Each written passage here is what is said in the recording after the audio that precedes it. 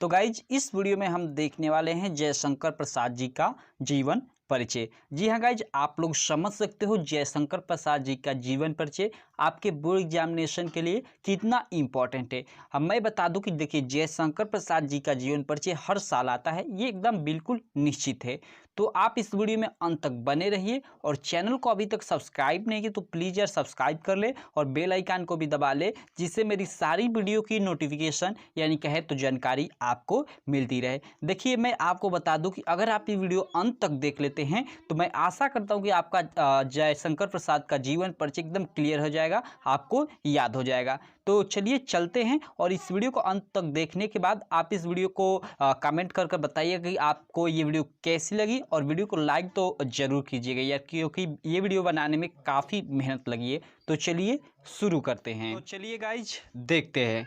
आप लोग यहाँ देख सकते हो बहुमुखी प्रतिभा के धनी जयशंकर प्रसाद का जन्म 1889-90 ईस्वी में उत्तर प्रदेश के काशी नगर में हुआ था। देखिए मैंने यहाँ 1889-90 लिखा है। हमने देखिए पुरानी किताबों में जब हम पढ़े थे तो हमने 1889 पढ़ा था, लेकिन इस समय देख रहा हूँ कि नई बुक में 90 भी लिखा हुआ है, तो मैंने दोनों लिख लिया 1889-90। तो ये आप लोग इस तरह से भी लिख लीजिएगा, या केवल आप 1889 भी लिखते हो या 1890 भी लिखते हो तो आपका गलत नहीं माना जाएगा। ओके, तो इस तरह आप लोग लिखोगे तो बेटर रहेगा। तो लिखिएगा बहुमुखी प्रतिभा के धनी जयशंकर प्रसाद का जन्म 1889-90 ईस्वी में उत्तर प्रदेश के काशी नगर में हुआ था। यहाँ तक आपको क्लियर हो गया। ओके, तो चलिए आगे चलते हैं, आगे देख लेते हैं। देखिए इनके पिता का नाम देवी प्रसाद था। इनके पिता का क्या नाम था? देवी प्रसाद। तो ये तो कॉमन है, इसे अच्छे से याद कर लीजिएगा कि इनके पिता का नाम देवी प्रसाद था। देवी प्रसाद था, आप लोग रट लीजिएगा, देवी प्रसाद जयशंकर प्रसाद के पिताजी का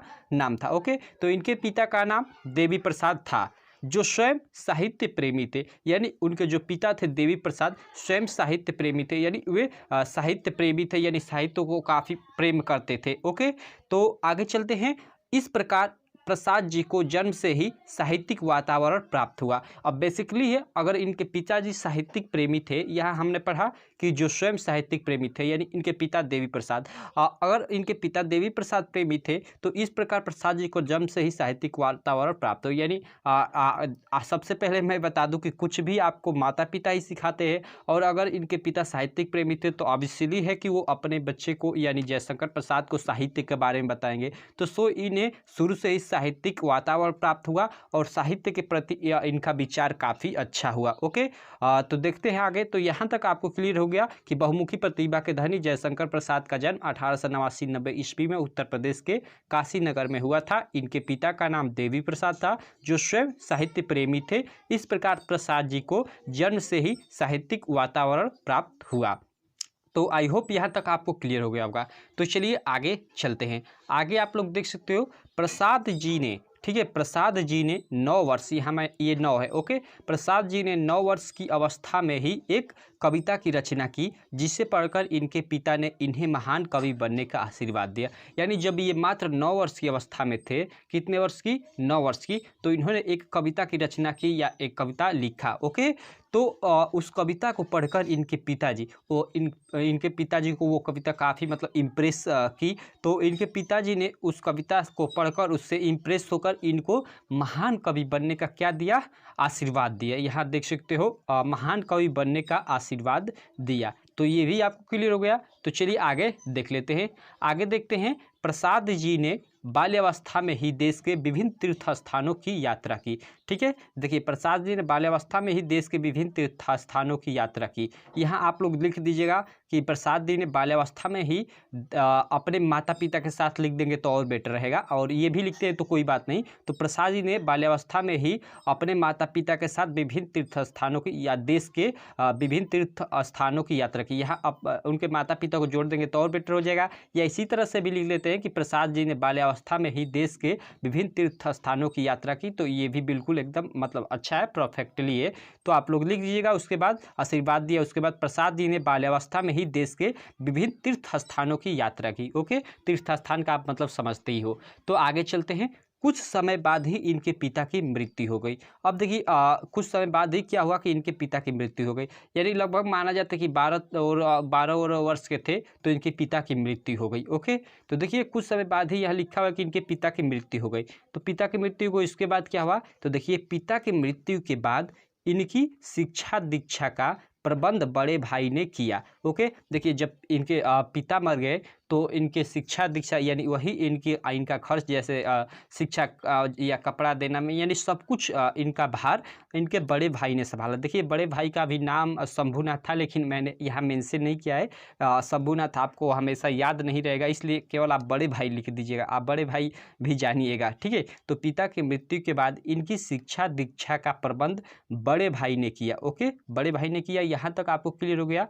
सर्वप्रथम इनका नाम, और उसके बाद लिखिएगा सर्वप्रथम इनका नाम क्वींस कॉलेज में लिखाया गया। देखिए यहाँ क्वींस कॉलेज एक विद्यालय है जिसका नाम ही है क्वींस कॉलेज। ओके, तो सर्वप्रथम इनका नाम यानी इनका एडमिशन कहाँ हुआ, क्वींस कॉलेज नामक विद्यालय में, स्कूल में, जो भी बोले। ओके, तो नाम क्वींस कॉलेज में लिखाया गया। यहाँ तक आपको क्लियर हो गया।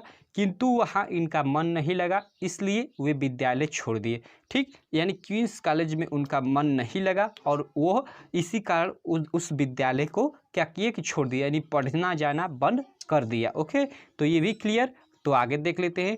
और घर पर ही योग्य शिक्षकों से अंग्रेजी और संस्कृत का अध्ययन किया, यानी घर पर ही क्या है, और घर पर ही योग्य शिक्षकों यानी योग्य शिक्षक यानी अच्छे शिक्षकों के द्वारा, ठीक है, क्या किया, घर पर ही योग्य शिक्षकों के द्वारा अंग्रेजी और संस्कृत का अध्ययन किया। तो ये भी आपको क्लियर, मैं एक बार और पढ़ देता हूँ। और घर पर ही योग्य शिक्षकों से अंग्रेजी और संस्कृत का अध्ययन किया। यहाँ तक आपको क्लियर हो गया। तो चलिए अब आगे देख लेते हैं। आगे देखते हैं। जब ये मात्र क्या है कि जब ये मात्र ओके, जब ये मात्र 17 वर्ष के थे। कितने वर्ष के, 17 वर्ष। आप लोग याद रखिएगा, जब ये मात्र 17 वर्ष के थे तभी इनके बड़े भाई की मृत्यु हो गई। ओके, जब ये मात्र कितने वर्ष के थे, 17 वर्ष के थे, तभी इनके बड़े भाई यानी जो शंभुनाथ थे उनकी मृत्यु हो गई। ओके, इन्होंने 3 शादियाँ की। ओके, यहाँ शादियाँ आप लोग देख सकते हो, सा है उसके बाद दिया। ठीक है, तो आप लोग लिख दीजिएगा। इन्होंने 3, यहाँ ये एक मात्रा सट गया है आका, तो आप लोग देख लीजिएगा। तो इन्होंने 3 शादियाँ की, किंतु तीनों ही पत्नियों की असमय मृत्यु हो गई। अब देखिए इन्होंने कितनी शादियाँ की, तो जयशंकर प्रसाद ने, आप लोग याद रखिएगा, 3 शादियाँ की। कितनी शादियाँ, 3 शादियाँ, लेकिन तीनों ही पत्नियों की असमय मृत्यु हो गई। असमय कहने का मतलब कि समय से पूर्व। ओके, तो यहाँ आप लोग देख लीजिएगा कि इन्होंने 3 शादियाँ की, किंतु तीनों ही पत्नियों की असमय मृत्यु हो गई। ठीक, असमय का आप लोग मतलब समझ गए कि समय से पहले। ओके, तो आगे देख लेते हैं। इसी बीच इनके छोटे भाई की भी मृत्यु हो गई, यानी इसी बीच जो इनके छोटे भाई थे उनकी भी मृत्यु हो गई। तो आप लोग याद रखिएगा, इन्होंने 3 शादियाँ की, किंतु तीनों ही पत्नियों की असमय मृत्यु हो गई। इसी बीच इनके छोटे भाई की भी मृत्यु हो गई। इन सभी असामयिक मौतों से, असामयिक मतलब भाई देखिए उनकी 3 पत्नियां थी, वो भी उनकी मौत हो गई, और इनके छोटे भाई थे तो उनकी भी मृत्यु हो गई। असामयिक मृत्यु कह सकते हैं, क्योंकि छोटा था, काफ़ी कम उम्र में मतलब इनकी मृत्यु हो गई होगी। तो इसी बीच इनके छोटे भाई की भी मृत्यु हो गई। इन सभी असामयिक मौतों से अंदर अंदर टूट गए, अंदर ही अंदर, यहाँ आप लोग लिखिएगा अंदर ही अंदर। ओके, यहाँ आप लोग इसके जगह पर क्या लिख लीजिएगा, अंदर ही अंदर टूट गए। ओके, और इस प्रकार क्षय रोग, क्या है, इस प्रकार क्षय रोग से पीड़ित होने के कारण, आप लोग देख लीजिए, और इस प्रकार क्षय रोग, ये आप लोग याद रखिएगा क्योंकि ये इंपॉर्टेंट है। ओके, और इस प्रकार क्षय रोग से पीड़ित होने के कारण, ठीक है, होने के कारण सन 1937 ईस्वी में इनका निधन हो गया। किस रोग से पीड़ित होने के कारण, क्षय रोग से। तो ये कभी कभी पूछ देता है, तो ये काफ़ी इंपॉर्टेंट है, आप लोग याद रखिएगा कि ऐसे पूछ देता है कि किस कवि या किस लेखक की मृत्यु क्षय रोग से पीड़ित होने के कारण हुआ। देखिए मैं बता दूं कि जयशंकर प्रसाद एक कवि भी थे और लेखक भी थे, यानी इन्होंने गद्य और पद्य दोनों रचनाएं की थी, आप लोग याद रखिएगा। इसलिए इन्हें बहुमुखी प्रतिभा के धनी कहा जाता है। बहुमुखी प्रतिभा के यानी बहुत से मुख, यानी कहने का मतलब कि चारों तरफ की रचनाएँ किए थे, नाटक, कहानी, उपन्यास, जो भी कह ले। ठीक है, तो आप लोग याद रखिएगा कि और इनका क्षय रोग से पीड़ित होने के कारण मृत्यु हुआ था। ओके, तो ये आई होप आपको क्लियर हो गया होगा। तो चलिए एक बार मैं मतलब काफ़ी तेज़ी से एक बार और दोहरा देता हूँ ऊपर से, उसके बाद इनकी कुछ रचनाएं मैं हम देख लेते हैं। तो चलिए मैं जल्द दोहरा देता हूँ एक बार। देखिए, बहुमुखी प्रतिभा के धनी जयशंकर प्रसाद का जन्म 1889-90 ईस्वी में उत्तर प्रदेश के काशी नगर में हुआ था। इनके पिता का नाम देवी प्रसाद था, जो स्वयं साहित्य प्रेमी थे। ओके, क्या थे? स्वयं साहित्य प्रेमी थे। इस प्रकार प्रसाद जी को जन्म से ही साहित्यिक वातावरण प्राप्त हुआ। प्रसाद जी ने 9 वर्ष की अवस्था में ही एक कविता की रचना की, जिसे पढ़कर इनके पिता ने इन्हें महान कवि बनने का आशीर्वाद दिया। ओके, यहाँ तक आपको क्लियर हो गया। आगे देख लेते हैं। आगे देखते हैं। प्रसाद जी ने बाल्यावस्था में ही देश के विभिन्न तीर्थ स्थानों की यात्रा की। कुछ समय बाद ही इनके पिता की मृत्यु हो गई। पिता की मृत्यु के बाद इनकी शिक्षा दीक्षा का, ठीक है, प्रबंध बड़े भाई ने किया। सर्वप्रथम इनका नाम क्वींस कॉलेज में लिखाया गया, किंतु वहां इनका मन नहीं लगा, इसलिए वे विद्यालय छोड़ दिए। ओके, तो यहाँ तक आपको क्लियर हो गया। आगे देख लेते हैं। और घर पर ही योग्य शिक्षकों से अंग्रेजी और संस्कृत का अध्ययन किया। जब ये मात्र 17 वर्ष के थे तभी इनके बड़े भाई की मृत्यु हो गई। इन्होंने 3 शादियाँ की, किंतु तीनों ही पत्नियों की असमय मृत्यु हो गई।